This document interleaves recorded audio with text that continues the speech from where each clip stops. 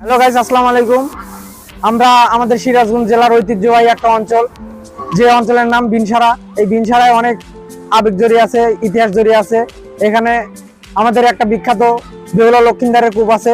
চলেন, ইনশাল্লাহ আপনারা দেখবেন। ফাইনালি আমরা আমাদের সেই বেহুলা লক্ষিন্দারের কূপের কাছে পৌঁছে গেলাম। ইনশাল্লাহ আসেন, আমরা সবাই দেখি।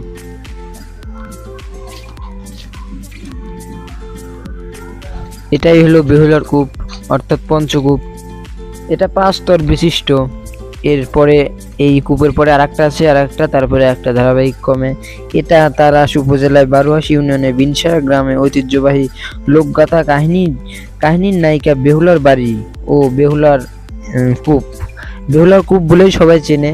এখানে একটা বেহুলার নৌকা আছে, যেখানে নৌকায় করে বেহুলা ও শ্বশুর বাড়ি যাওয়া আসা করতো। নৌকাটা অনেক পুরনো, এই কূপটা অনেক পুরনো, প্রায় 200 বছর। চলুন দেখে আসা যাক নৌকাটা। এখানে আরেকটা বিষয় আছে, সেটা হলো নৌকা।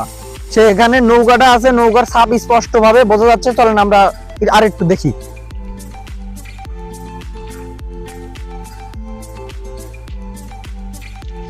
এই যে দেখতেছেন মাটি, এই যে মাটির উপর শূন্য, এই মোড়ে চোকা, ওই মোড়ে চোকা, চার মোড়ে, এইটাই সেই নৌকা।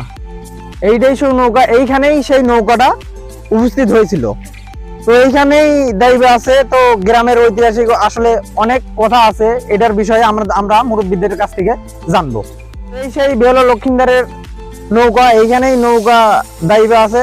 যদি সম্ভব আমরা এর বিষয়ে অতটুকু ভালোভাবে জানি না, তো গ্রামের মুরব্বীদের কাছ থেকে আমরা ভালোভাবে জেনে নেবো। চলুন যাওয়া যাক। আসসালামু আলাইকুম। ওয়ালাইকুম আসসালাম রহমতুল্লাহ।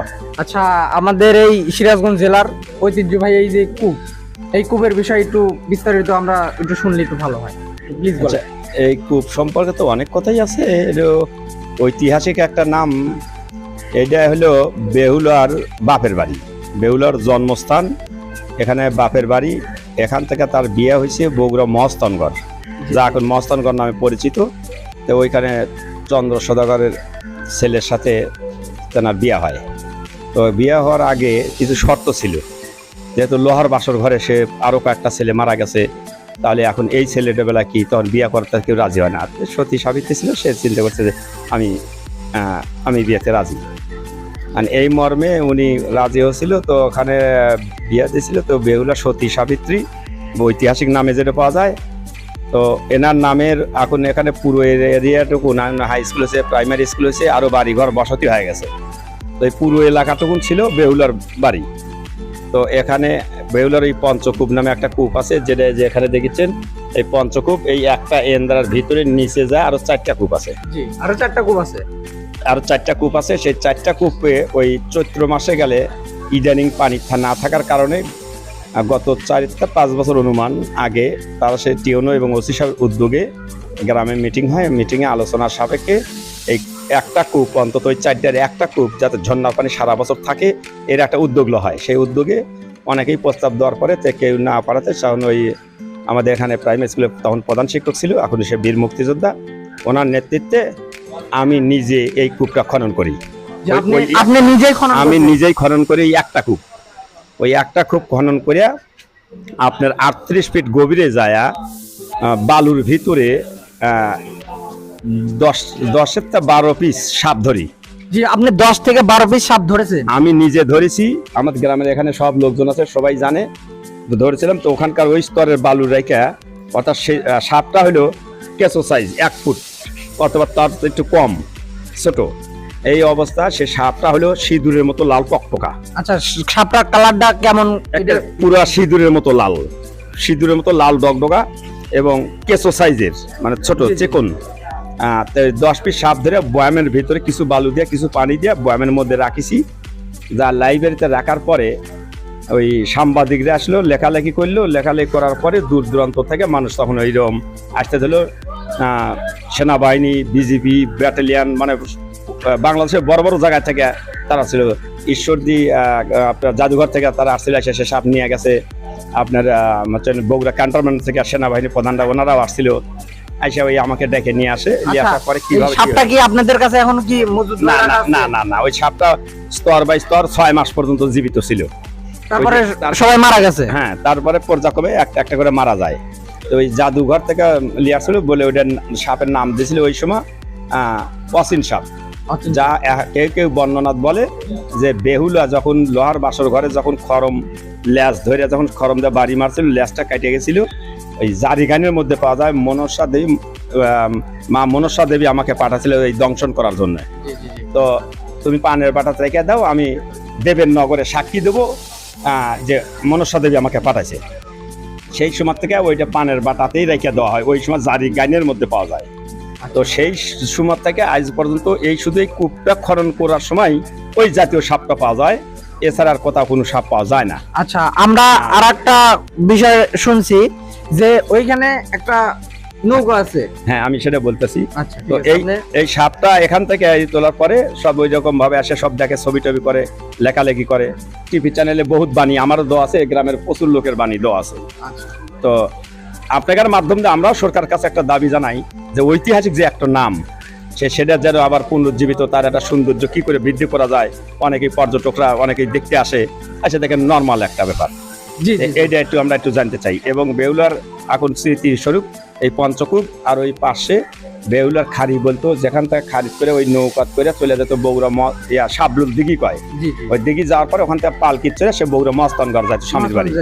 তো সেই নৌকা ফিরে আসার পরে নৌকা নাকি ওখানে ডুবেছিল, ওই সেই বাপদাদার আমলের তা শুনেই এসেছি।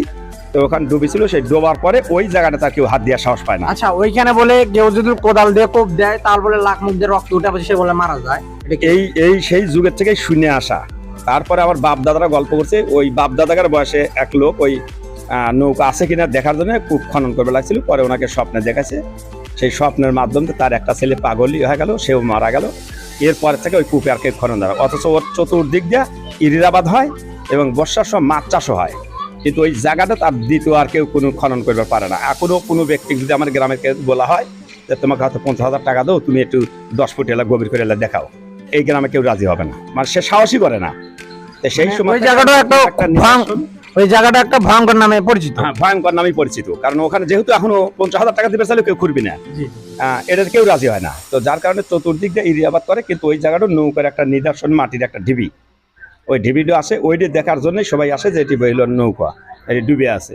তো এইটা আমাদের আমাদের যে এমপি সাহেব বর্তমান রানিং এমপি আছে, উনিও একসময় কথা বলছিল যে এটা আমরা নিদর্শন আমরা এটা উপরে তুলে রাখবো, মানে ইট দিয়ে গাইতে উপরে যখন বর্ষার সময় ছিল যেহেতু পানিতে ডুবে যায়, দেখা যায় না, তখন অনেকে দেখবে, সে দেখতে পারে না, তখন ওই নিদর্শনের উপরে একটা নৌকা বানা সিস্টেম করে রাখবো।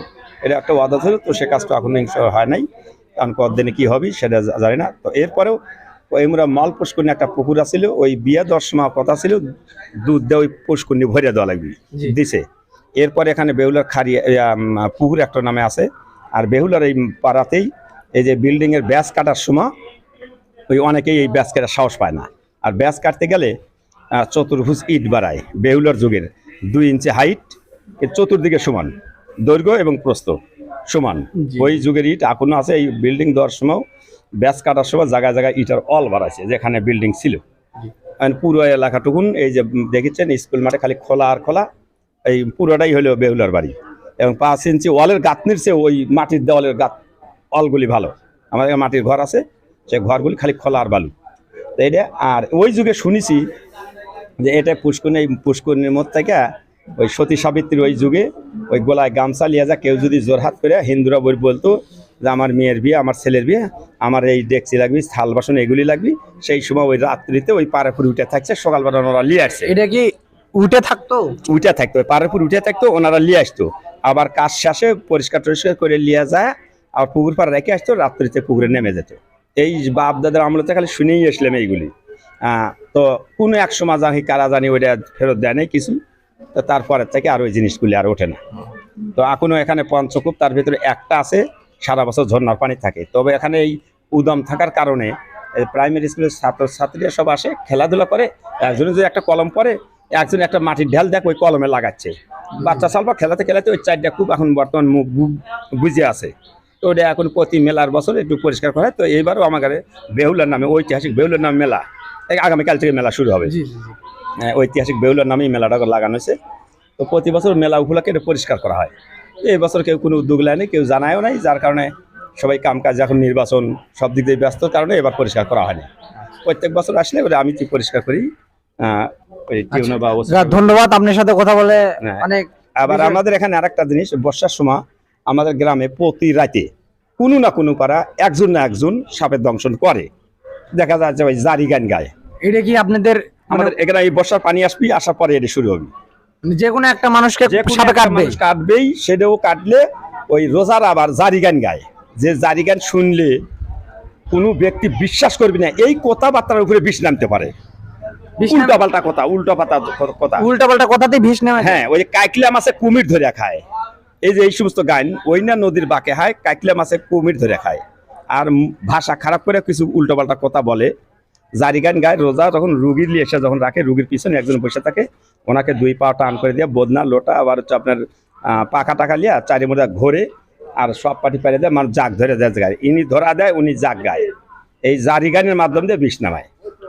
তো তারপরেও এই গ্রামে 2টা আমার জানা মতে, আমার বয়সে আমি দেখছি জানা মতে 2টা লোক মারাই গেছে এই সাপের ধ্বংস। সাপের দংশনে, তাদের বিষ নামাইতে পারে নাই। এবং 2, 4, 5 থানার ওই রোজারা পর্যন্ত এসেও ওটা নিয়ন্ত্রণ করে পারে নাই, 2টা মারাই গেছে। আর অনেক প্রায় রুগী ভালো করে।